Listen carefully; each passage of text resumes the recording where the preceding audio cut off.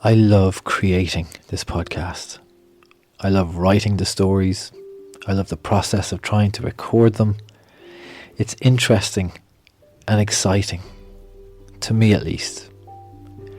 But recently there's been a problem. It's a feckin' huge problem. Here in Ireland we're in the middle of another pandemic lockdown. Not only that, but the schools are also closed, and I'm not sure when they're going to open again. So that means our 4 young children are at home now all the time.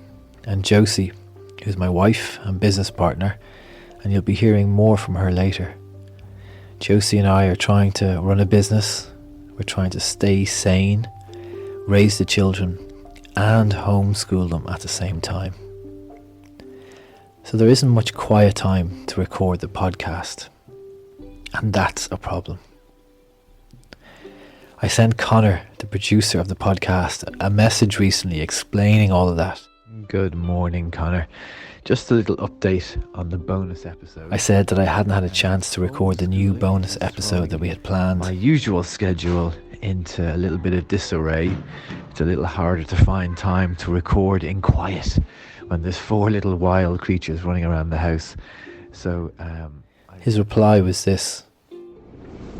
Cheers, Niall. Thanks for that. So I thought there, I don't know if there's any way we can use that as an opportunity, maybe. Why don't you record an episode of the podcast about your experience of trying to survive homeschooling and trying to survive the pandemic, and how you do it, and what other people could learn from that. And that got me thinking. See you, Niall. Good luck. For the past 10 months since the pandemic started, I've been helping companies all over the world to keep their staff calm and healthy despite all this new pressure and uncertainty. And I could share that with people too. So that is how Josie and I got to this point. Sitting in our front room with all the children in bed. It's quiet, finally. It's dark and it's late.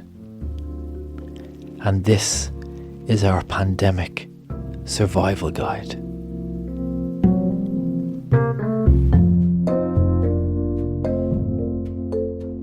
Disclaimer. This guide is based on our own experiences and circumstances. Your circumstances will be completely different, obviously. Our hope is that you take this guide and adapt it to your life. So, think of these suggestions as a guide that you can change and mould to your needs. Number 1. Find some time for yourself before the madness starts. Most mornings, Niall and I get up a bit before the children. It's quiet, it's dark, and it's our time together before the day begins.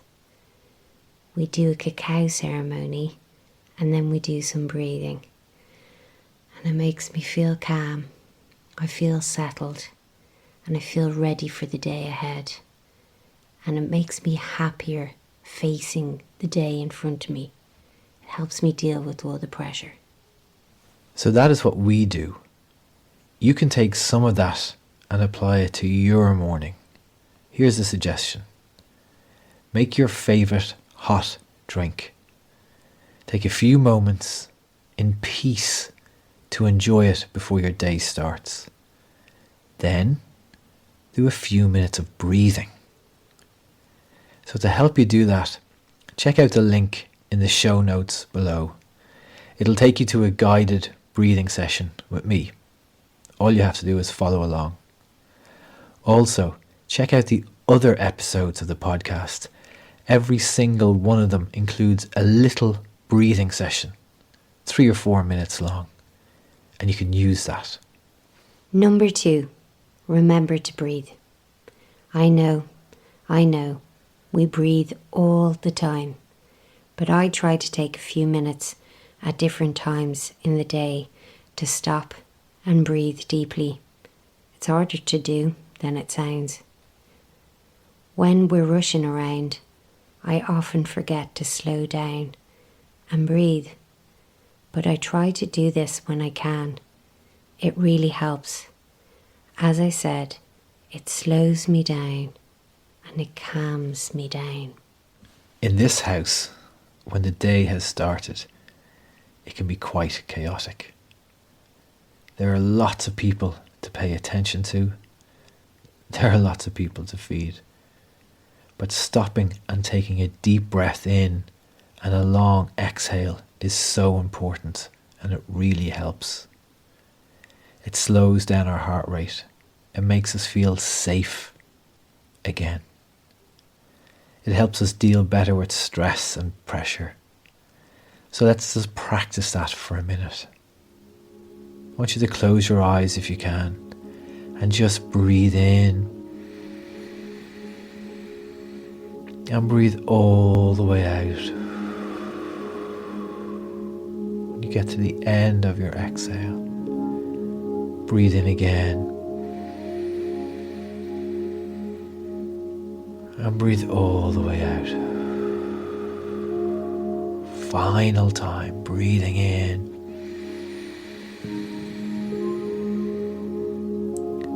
and exhaling. And that's it. The trick is to remember to do it when we feel under pressure. If we practice it before the pressure arrives, practice it when we can, then when the time comes when we need it, we'll remember how to do it. Number 3, let's go outside. This might sound simple, but it's probably one of the most important things we, as a family, need to do every day. It's simple. We go outside in nature. The fresh air, the movement, and even the colour of the sky makes us feel great. The children really need it, and so do I. Going out into nature is the best medicine. We immediately start to feel different. We get a little burst of energy as we slowly move into a more vigilant state of mind. The wind and the rain wakes us up. It gets the blood flowing. Our energy changes. Our mood changes. We're animals, after all. So we need to be outside in nature. Even if you're not an outdoor person, going outside is essential when trying to handle the pressure of the pandemic. So, I don't really mind what you do. Walk, run, cycle. It doesn't really matter. Just go outside and enjoy it. Number 4, be kind to yourself. This sounds really easy, doesn't it? Just be kind to yourself. But this is something I struggle with, and I think a lot of other people struggle with it too. What does it even mean to be kind to ourselves? It might mean different things for different people. Maybe it's allowing yourself to take a break. Maybe it's sitting down for a few minutes and reading a book. Maybe it's just having a cup of tea. Maybe it's going for a walk. Maybe it's doing nothing for a while. During the pandemic, lots of boundaries have become blurred. Work and home have new meanings for many of us, myself included. That can cause a bit of confusion. It can cause a lot of uncertainty. And during all of that, it's important to look after ourselves. And that's where the kindness comes in. Do something nice for yourself. Take the pressure off. Let go for a while. Number 5, anyone for some cold? Ah, the cold. Niall and I are disciples of the cold. Wim Hof has taught us how to use the cold to really improve our lives. We do it all the time, and it can take different forms. Sometimes I swim in the sea. Sometimes I jump into the ice bath. Sometimes I turn my hot shower to cold. The result is always the same. I feel great afterwards, but often I don't look forward to doing it. Getting into the cold dramatically improves our health and our mood. No matter how we feel before, we always feel great afterwards. I know not everyone can get to the sea during the pandemic, but nearly everyone has a shower. Turn it to cold at the end of your hot shower. And if you don't want to do that, that's fine. But take off your shoes and socks and walk barefoot on the grass for a minute or two. Or put on a pair of shorts and walk to the shops and back. Every time we're in the cold, we want to try and remain calm. And we can do that by focusing on exhaling slowly. That'll help us find some peace and control in the chaos of the cold. But why do we do it?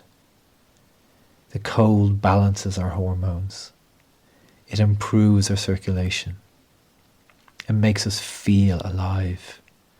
It reduces stress. It transforms us every single time. It's the answer to many of our questions. These 5 things have really helped us deal with the pressure and uncertainty of the pandemic. But they are practices. They are skills. And we try to do them every day. We don't always get them right, but we keep practicing them. Your experience of the pandemic is different to Josie's and mine, but there's lots of common ground. These 5 things have helped us deal with the stress of the pandemic. We hope that they can help you too in some small way.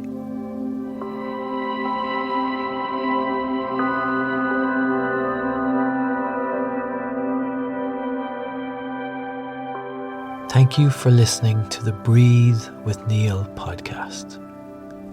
If you've enjoyed what you've heard and enjoyed the breathing session, you can find out more about my events and my online courses and other great stuff at my website, breathewithniall.com. breathewithniall.com. This podcast is produced by the magnificent Conor Sweetman of C Suite Studios. Music is from Blue Dot Sessions.